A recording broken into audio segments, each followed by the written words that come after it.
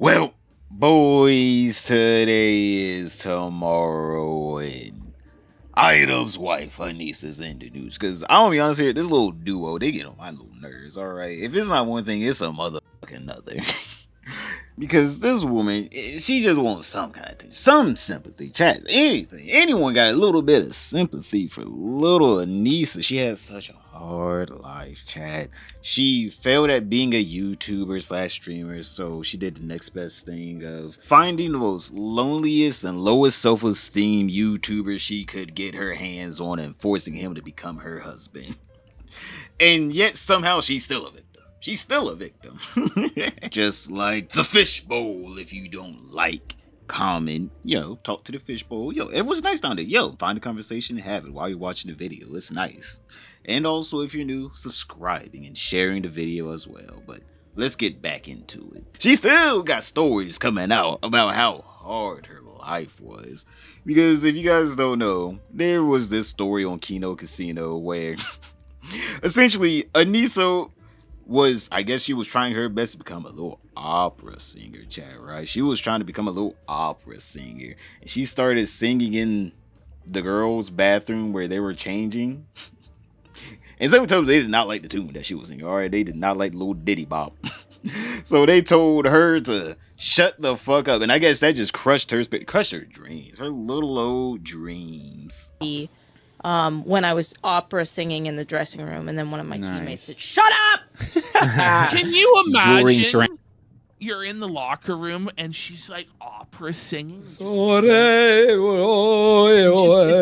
horrible. I imagine it sounds like the whale noises she was making earlier. Bro, imagine him being tired after fucking running around all day, having to lift weights or whatever, and all you hear is Anisa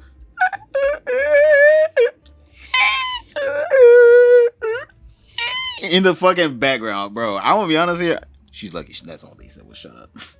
If she did it, it probably would have been hands to head. All right, they would have been on her little ass, chat. They would have been beating on her little ass. She out here trying to sit here act like she's a victim. It's like, yeah, no one wants to hear you singing. Like, yeah, if you're not fucking Mariah Carey, yeah, we didn't want this. I didn't pay to come here and hear you sing. Like, what this bitch think this is? American Idol or some shit? Ain't no one trying to hear that shit. But continuing on with nobody trying to hear that shit is, a couple years ago, if you guys don't know, H3H3 and Trisha Paytas had this podcast called Frenemies. Apparently, from what Anisa's saying, she was a huge fan of Frenemies. Alright, she loved some Frenemies. Alright, she loved that shit, so Paytas. And Trisha Paytas, I guess, talked shit about her OnlyFans, saying that it was terrible, which, I mean, like, objectively, it was. I'm like, she had to shut it down, and then she brought it back because she needed money. But I'm like, objectively, it was, because she would have never shut it down if it wasn't. So I'm like, Trisha Paytas was objectively right. But she talked shit about Anisa Jomha's OF, alright? And Anisa, she got on to her TikTok and started crying about it. I mean, like, this woman talking about, so I was crying for a week after she said it. It's like, so instead of you trying to step up your game, your OF game, you decided to just shut the whole damn thing down? I mean, like, that's one way to prove her right, is to just give up on your dreams. So I really like watching Frenemies, like, a lot with Ian. And we were watching an episode, and Trisha Paytas was talking about how much my OnlyFans sucked, and I cried for like a week. Damn, Trisha Paytas was really the reason this bitch gave up on her OF dreams. Her dreams of being the brothel's best bitch. She gave up on those dreams because of Trisha Paytas. I mean, like, if you're competing in the game, you got to play. I'm like, you got to play the field. This woman wanted to play it safe. She just wanted to put out titty pics. She was like, I'm fine with titty pics. But no one wanted titty pics. We've all seen titties. You've seen one set, you've seen them all. All right, chat. You can only get off but so many times with a pair of titties. I'm like, let's all be honest. You got to do more than that. We need the whole package now. All right, Gooners need a whole package. And Trisha's Paytas, she had, or has, I don't know, an OF. And she was putting out the package. Hell, she was on collaborations with Lena the Plug and Riley and all the other huge OF stars. So I mean, like, something tells me that she knows a thing or two about what makes for a good OF and what does. I'm just saying. She was successful up there. Now, something that Idubbbz would be confused at is whenever Anisa said him and her look forward to watching a podcast with H3 in general. Because on his latest stream, Idubbbz said he's always hated H3. He hated any time he ever had to go on the podcast. He always hated, or whenever someone asked when did, H3 start becoming an enemy to him. And this man made it seem like from day one he had his eye on him. This boy was like Dotes from fucking Dexter. He always had his eyes on him. Said you and Ethan weren't ever close friends, but how long ago was it when you realized that he wasn't a real friend and it was just about content for him? I mean, that's always been the case. Like, you're friendly to do content together, but like, I didn't like the way that he was doing his fucking show. Like, I didn't like that shit. I didn't like that he brought on Dax Flame and essentially told him to do, like, to get angry and start drama with Charlie Puth. That was like a whole like premise. After we did the Dax Flame documentary, Ice Cream Man, he brought him on. He was like, oh, this will be the angle for my show today. I didn't like that. And he thinks that it was awesome that he brought like Anisa and I on when we were like going through drama and shit. But it's like, no, that was still like not fun for us. Like, so a lot of the things that he thinks of as like this great benefit that he bestowed upon us, it was just like a lot of that shit was just like it is what it is. Like, just so you know, he had Dax Flame on back in 2020. And Idubbbz didn't say anything about his fee-fees, about how he fee-feed about it. You guys know Idubbbz is all about talking about his fee-fees now. He said nothing about this to H3 in private for 3 years. Hell, H3 probably still doesn't know about his animosity towards him because of this Dax Flame joke, I guess he made, of trying to get Dax Flame to start drama with someone else, which he didn't. He was trying to get clarification of who Charlie Puth was and why Dax Flame didn't like him at all. Boys, just saying, here's the clip. Idubbbz laughed whenever Dax Flame started talking about Charlie Puth, and he literally encouraged him to continue speaking about Charlie Puth, which encouraged H3 to continue probing into it, because at first, Dax Flame said, oh, we don't need to get into Charlie Puth. Then Idubbbz said, oh, come on, you can give them clarification now. Come on, Dax. Because at the time, literally Idubbbz was making a documentary on Dax Flame and helped fund one of his game shows. So literally, Dax Flame is just listening to the person that's giving him money to help him with his dreams. This is directly Idubbbz's fault that he's trying to pound off on someone else, hoping that no one looks up the clip. You have contemporaries on YouTube like Bo Burnham, who has gone on to I've met him before a few times. Gone on to great success, as you know. When you look to someone like Bo Burnham, how do you feel? Do you wonder maybe if you got left behind somehow, or are you envious in any way of the success he's found? I mean, no, he's super talented. People like Charlie Puth, I feel less excited. Like, there's some people who aren't that talented. I've never mind about the last thing, but like, who? There are people who who did you got say? Really famous. Charlie who? It's more like an inside joke of Ian. Well, I mean, it's one of those things. It's in your book, so you can give it context. Yeah, so I just kind of hated on him for a second in my book. What's his last name? Like, Charlie what? He's probably really talented, Charlie Puth. But he used to send me hate messages on YouTube, so I wrote a hate chapter about him in my book because I was like feeling really bitter at the time. So kind of exactly what you were just describing. It's like, oh man, this person got more famous than me. But Bo Burnham. Wait, who's Charlie Puth? I'm sorry to interrupt you. I just want to know who that is. He's a very handsome young man who's a singer and here he is. Does songs with Meghan Trainor and Wiz Khalifa. And what kind of messages would he send you? Like, your voice sucks, your singing sucks. Why would he send that? Just to be cruel? Well, I think he's probably around the same age as Dax at the time. Yeah. The only reason I even remembered it is because he had a strange last name. So years later, whenever I saw that name again, I was like, oh my God, why is that person? That's why I couldn't figure it out. Puth. Yeah. But he's actually very talented. I have nothing against him, and I regret writing that chapter. Has he ever apologized to you? No, he doesn't. He probably doesn't remember. Well, hold on, Charlie Puth. I think we have a beef to settle here. But Bo Burnham's super talented, and would you like an apology from Charlie Puth? What? Would you like an apology from Charlie Puth? Yeah, I would take it, but I'm also kind of harassing him probably right now. But also, maybe he should. Maybe he should. Yeah, okay. I think this is good. I mean, Charlie Puth, I think, needs to reckon with his past. On top of that, H3 was concerned because it seemed like this man, Charlie Puth, bullied Dax Flame. And he was just trying to be like, yo, you okay, man? Like, yo, do you feel like you need an apology from him? I'm like, it's sad seeing people discourage others for their dreams. Like, literally, this man, H3, is trying to give him a platform to help him reconcile with this person. And Idubbbz is trying to make it seem like, no, they were mean to Dax Flame. They bullied him. And it's just like, no, you're misremembering. The clip is right there. But, alright, let's just say Idubbbz felt some type of way about the H3 podcast after that and Ethan Klein. But instead of him dropping him as a friend, then for some reason he continued being friends with them, continued promoting his events on his podcast, by the way. But Idubbbz is quickly gonna say, no, I didn't need him. My views were doing so well at the time, and that's why everyone was going to my event. Not like whenever I started to backstab H3, everyone started pulling out of my event.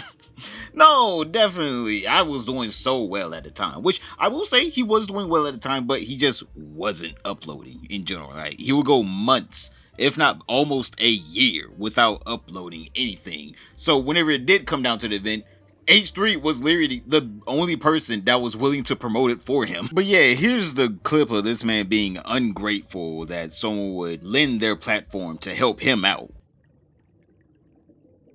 It exists. I can't say that any of it fucking helped me. I was already doing well view-wise without any of that. But yeah, it's just like a mutual thing. A lot of people do that. I would say, like a lot of these people that you collaborate with online as like a fellow creator, you essentially, it's a partial endorsement of their channel, where it's like, I like this person's stuff, they like my stuff, and we can get mutual benefit from each other. Like it hasn't been terribly deep, like, and as much as he tries to make it seem deep, it's not deep. It really isn't. And I know that because I've been through a lot, and I know what a fucking, like, a real friend is. This stuff is not even close to real friendship. Not even remotely. And I do believe that Ethan is confused about that sort of shit, because I do not think he has too many, like, super close friends. And you know, I understand that. It's hard. Brother really admitted that he never was friends with him and he was only using him for his platform to promote Creator Clash. How sad can one person be? This man really just basically said, yeah, I just used him for years on end, even though my views were doing great and I could have dropped him at any time as a friend, and I had all this animosity towards him. For some reason, whenever I thought I was going to continue with this Creator Clash event, I just kept him on as a friend. For what reason? You didn't need him. You felt all this animosity towards him. Your wife was even confused because y'all, just a couple years ago, like 2 or 3 years ago, seemed like y'all were watching every single podcast he was putting out. I'm just saying here, chat, for some reason, this man had all this animosity towards him for 4, if not 5 years now. But for some reason, he said nothing. Until his whole entire event exploded, and now he wants to say, I never liked him. We were never friends. That man was a piece of shit from the beginning. And it's just like, alright, okay, bro. I'm like, boys, we're just gonna have to sit here and win, not even if, when Anisa and Idubbbz get a divorce, we're gonna be hearing this man talking shit about this bitch is cooking the same way. I don't know, look at this damn birthday cake. This bitch talking about some damn, it's an olive oil cake. Ooh, my stomach already hurt after hearing it. Olive oil in the cake? You sure that bitch, you can even cut it? It might just parry your knife. And then on top of that, she talking about it has some goddamn pecans. Like, I can see it got some pecans. You ain't gonna chop them bitches up, crumble it on top at least? No, you're wrong. I like pecans and other nuts in my desserts, but I like them chopped. I want the whole damn thing. This bitch got Ian out here chewing on gravel. I'm like, hell, his teeth already fucked up enough. You don't need to do any more damage now. His whole mouth is gonna be gold. He gonna have a whole grill up in that bitch. If he takes another bite of this damn cake, this damn monstrosity, alright? This is a literal safety hazard right here. Children should not be allowed to take a bite of this at all. They do not need a slice. Golly. I know them teeth were hurting once he was done chewing on it. Don't even get me started on whatever the hell these are called. Even Idubbbz is in disbelief of whatever the fuck is in front of him. I don't even know what the colloquial term for this is. They look like cookies, but sometimes they ain't cooked. And I'm just saying, chat, them cookies look about as fucked up as her nails. If your nails constantly look like that, I'm definitely not trying your cooking. Like, what, you can't take an hour out of your day to use nail polish remover and put a lick of paint on them bitches? Like, come on. Them cookies weren't even baked. You had the time. And it's not like she got anything else to do with that time. I'm like, at all. I'm like, hell, this bitch wasted a good almost decades slowly rearranging this man into basically being a carbon copy of Hassan. And she literally basically admitted it on his stream, and she was proud of it. And he just didn't even push back like, wow, you are right. I did change a lot throughout these years. And I'm basically a whole different person. I don't know who I am anymore. Like, he literally says he doesn't even know who he is anymore, and he's just fine. He's just fine with it. He's just fine with it, chat. I was always leftist. Like, that's one thing that's actually true. Like, a lot of people get right on the internet is that I had a very different political position from Ian when I met him. Being raised Muslim and being raised Muslim and Canadian. But I think also on top of that, because I met Hassan in 2016. We did like name's Austin. Real name's Austin. Austin show, and we were talking politics, and it was the first time that I had met somebody that got it. And I think that, like, I fell in love with Ian because I think, yes, he had a certain idea of how the world worked, but I could like, you had a ton of empathy. You cared deeply about people and things. You just had a very warped. I was super warped. Yeah. So I feel like when people kind of outreach a hand for you, it helped you realize that, like, okay, these concepts are not, it's more, I don't know who I am yet. And I feel like you're figuring out who you are now more, but you've always cared. Yeah, absolutely. And I think that's like the basis that a lot of people see in the content cops, is they see a lot of passion and a lot of care in their own way, right? It's like fucking, you know, obviously things could be handled differently, more maturely, but I think that's what they're seeing. And they're like, you shouldn't apologize for those. You were doing something right. She literally whittled this man down to nothing, separated him from everyone in his life. And now he has to figure out who he is again. Like, she didn't even say, like, oh no, I fell in love with him because of his personality, or how he walked, or how he talked, or how he dressed himself, or at least how he smelled. Because we know he had a shit personality, he had no self-esteem, and he couldn't dress himself, and he smelled like ass. We all know the reason why she got with him. That's why she was struggling to even say anything redeeming about him that she found attractive. She didn't say, oh, Ian, oh my god, like, he was just so handsome whenever I saw him. Like, it was money. It was always money. Hassan didn't want her. All right, let's just call a spade a spade. So Hassan didn't want her. Especially in 2016, Hassan was still grinding. I don't even think he was a big streamer at all back in 2016. Like, he was still grinding and trying to get on that Destiny dick back in the day. Actually, he wasn't even streaming in 2016. This woman just stays lying for no reason. He started streaming in 2018. That's why I was like, he was trying to get on that Destiny dick back in the day? Didn't they start streaming together in 2018? And of course they did, because this woman just stays lying. I'm like, 2016? I had never heard about Hassan Piker in 2016. And of course, there's Ian just sitting there listening to her lie, not even refuting anything, or maybe the person he looks up to, he just has no knowledge of. Like, just no simple knowledge of.